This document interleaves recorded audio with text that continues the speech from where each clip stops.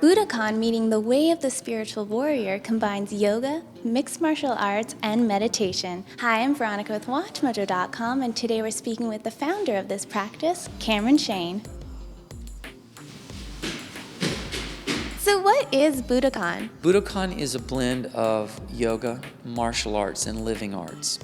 And by living arts, I mean it is a total exploration of how you think, how you feel, how you relate, how you eat, how you exist in the environment that sustains you, and how you move. Now, this is something that you developed to help with some of your struggles. Can you tell us about that process? Growing up as a young man and having a particular temperament, as we all have a specific temperament, fight or flight, I have a very fight temperament, so I know I can control how I respond to what happens to me. And so I started that journey. And that journey first led me into martial arts when I was 12, because I recognized even at a very young age that I wanted to control, I had a great desire to control that fire in me.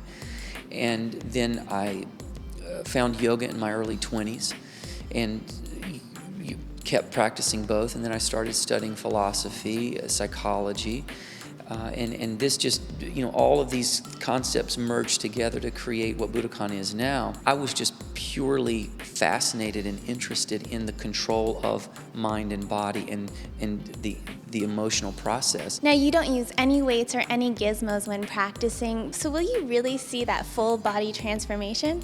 A person in their most natural state, or in their most natural environment, is simply pulling, pushing, climbing, swimming, moving, jumping, leaping, turning.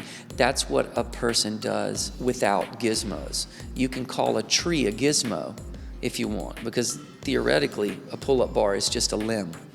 So if you put a person into their natural state, which would look something like a jungle gym, then they can achieve absolute control and power. Now, you say that some of the biggest problems that people have today is that they don't understand how their body moves. What do you mean by that? The first thing you have to do is get your butt out of a chair and get onto the floor and reconnect to what you used to have, which was a very elastic body because you were a child. But it was elastic because it was fresh and it was being used in its full range all the time. You were sitting on the ground, you were crawling, you were moving, you were coming up, you were coming down.